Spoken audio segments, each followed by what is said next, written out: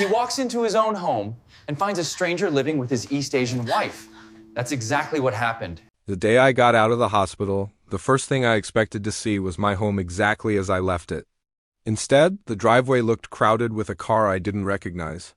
My phone buzzed with a message from my neighbor saying, "You're not going to like what's happening inside." My stomach tightened as I limped toward the door. When I walked in, I saw boxes stacked against the wall, none of them mine. Voices echoed from the living room, laughing like they owned the place. I stepped forward and froze when I saw my wife, Kara, sitting on the couch with another man. He had his feet on the coffee table I bought last year. She jumped up when she saw me, as if I had returned too early from my own life. Her expression wasn't guilt, it was annoyance. She asked why I hadn't texted before coming home. I told her this was my house and I didn't need permission to enter it. The guy stood up slowly, acting like he was doing me a favor by acknowledging me. He introduced himself with a smug tone, calling himself a friend helping Kara through a difficult time. I looked around and realized some of my belongings were missing. When I asked where my things were, she rolled her eyes. She said she had reorganized for her own well-being. I walked into the bedroom and saw half my clothes gone. My knitstand was empty, my books missing, my drawers rearranged. She followed me with crossed arms, saying she had donated items I didn't use anymore. I asked where my grandfather's watch was. She shrugged and said she didn't notice it. The man leaned against the doorway, smirking like the world belonged to him. I asked how long he'd been staying here.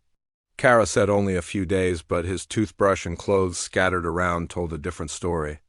I reminded her I'd been in the hospital for weeks recovering from surgery, not on vacation.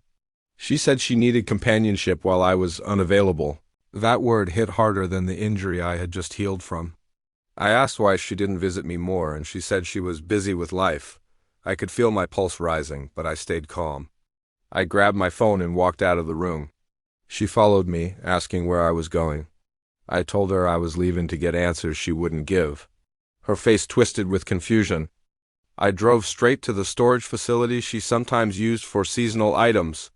When I opened her unit, I found my belongings thrown carelessly inside. Everything I valued was stacked like trash.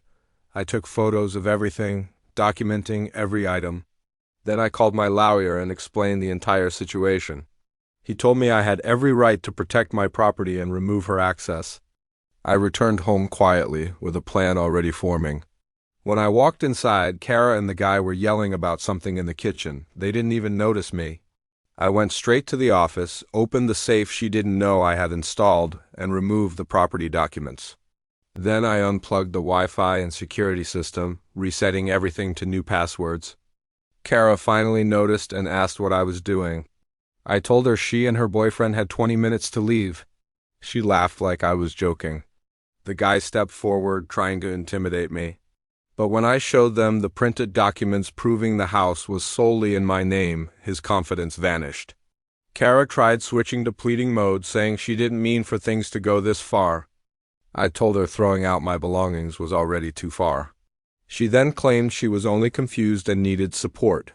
I reminded her that support doesn't come with moving someone else into my house. The guy grabbed his keys and said he didn't want to deal with domestic drama. He left without even looking at her. Kara panicked and begged me to talk.